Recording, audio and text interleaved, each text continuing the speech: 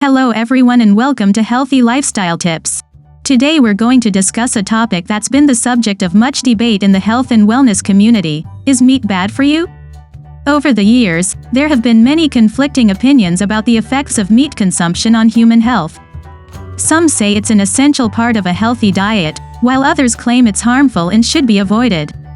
In this video, we'll explore the scientific evidence behind both arguments and try to come to a conclusion. So, let's get started. There are several benefits to eating meat.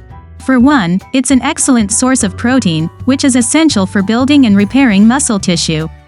Meat also contains a wide range of vitamins and minerals, including vitamin B12, iron, and zinc. These nutrients are crucial for maintaining good health and preventing deficiencies.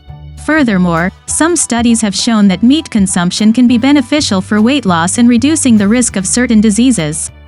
For example, a high-protein diet that includes meat can help you feel full for longer periods, making it easier to control your calorie intake.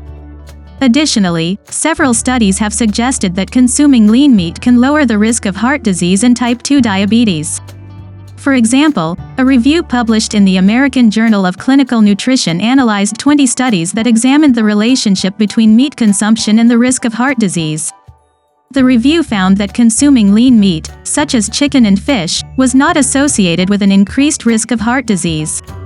Another study published in the Journal of the American Medical Association found that a diet rich in lean protein, including lean meat, can help lower the risk of type 2 diabetes. The study followed a group of women over an 18-year period and found that those who consumed more lean protein had a lower risk of developing type 2 diabetes compared to those who consumed less. Additionally, a study published in the European Journal of Clinical Nutrition found that consuming lean red meat, such as beef and pork, in moderation was not associated with an increased risk of heart disease or diabetes. The study followed over 400,000 adults for 10 years and found that those who consumed moderate amounts of lean red meat had a lower risk of heart disease compared to those who consumed higher amounts of red and processed meat. While these studies suggest that consuming lean meat in moderation can have health benefits, it's important to note that other factors, such as overall diet and lifestyle, can also play a significant role in reducing the risk of heart disease and type 2 diabetes. It's always a good idea to consult with a healthcare professional to determine the best dietary approach for your individual needs and health goals.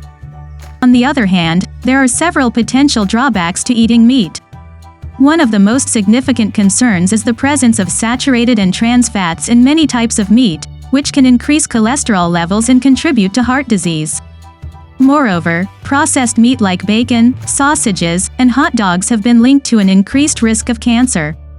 They have been linked to an increased risk of cancer, particularly colorectal cancer, which is cancer of the colon or rectum. While the exact mechanism is not fully understood, there are several theories about how processed meat may increase cancer risk. One possible explanation is that the processing methods used to preserve meat, such as smoking, curing, or salting, can produce carcinogenic compounds.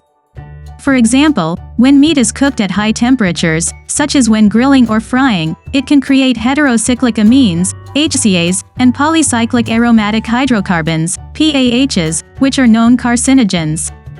Additionally, nitrates and nitrites, which are commonly used to preserve meat, can also form carcinogenic compounds in the body. Another theory is that the high fat and salt content of processed meat can contribute to inflammation in the body, which can promote cancer growth. Processed meat is also low in fiber, which is important for maintaining a healthy digestive system and reducing the risk of colorectal cancer. It's important to note that the increased cancer risk associated with processed meat consumption is relative, meaning that the risk is higher compared to individuals who consume little to no processed meat. The World Health Organization, WHO, has classified processed meat as a Group 1 carcinogen, which means that there is strong evidence linking it to cancer. As a result, it's recommended to limit consumption of processed meat and opt for healthier protein sources, such as lean meat, fish, beans, and legumes. There is also evidence to suggest that meat consumption may have a negative impact on the environment. The meat industry is responsible for a significant portion of greenhouse gas emissions, and the production of meat requires a large amount of water and other resources.